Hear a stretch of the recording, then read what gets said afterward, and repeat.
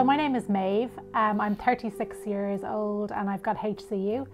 And this is little Crea. She's 11 weeks yesterday, and I'm married to Don. Don is actually from Italy and she's a great cook, so that's really nice with my HCU.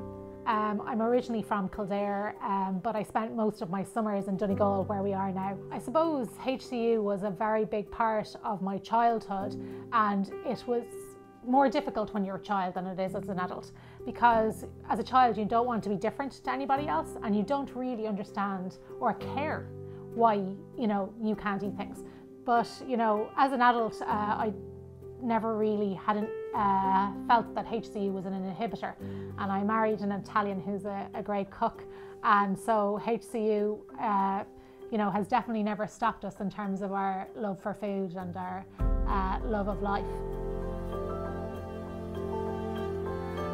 So in order to make sure you're fine to have a baby, like I suppose you call it the preconception diet, I had to have my free homocysteine less than 5. When you're pregnant, the child takes all the protein from you.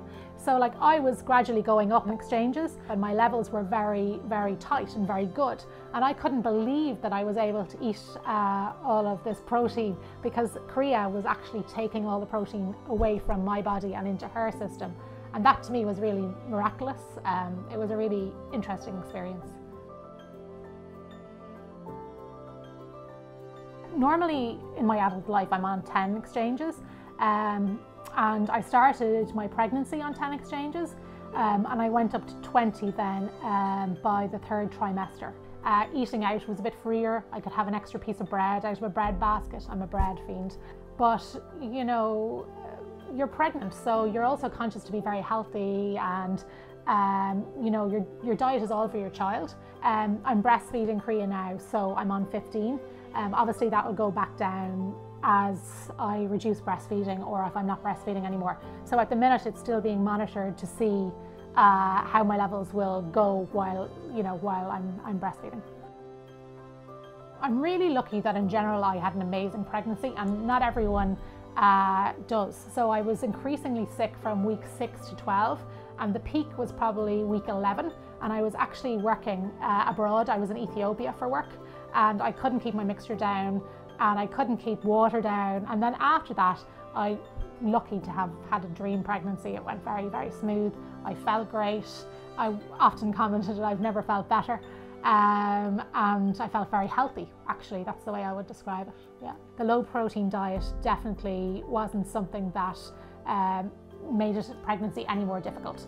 I had the same problems that anyone would have in terms of nausea and morning sickness at the start, but definitely I didn't find that the low protein diet or HCU in general presented any more problems than any of my friends. I don't know why I waited.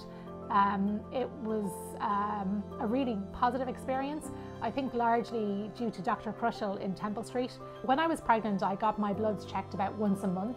It probably should be more frequently, but I travel, as I said, a lot for work. So yeah, getting your bloods done, of course, that has to be more frequent during pregnancy, to check if you need to go up exchanges, if you need to go down exchanges, to make sure that you're getting the right amount of protein for you and your baby. But after the birth, in terms of my HCU experience, my levels did go sky high straight away. Apparently that is a normal thing that happens with HCU or with PKU, and it took me about 3 weeks for them to come back down gradually. So I did immediately after the birth go back down to 10 exchanges. I've never seen HCU as a barrier for life. For me, food is one of the best experiences in life, and just because I have HCU doesn't mean that I don't have to have that joy from food. Like Don's Italian background, so we eat a lot of pasta. So yeah, and then that's the thing. We have pasta here, but again, it's what you add to it. So it's just flavouring it. It's fresh food, simple food. There's nothing complicated about it. I love nothing more than eating out with my family and socialising, and it's such a social thing to do. So I would never let it stop me.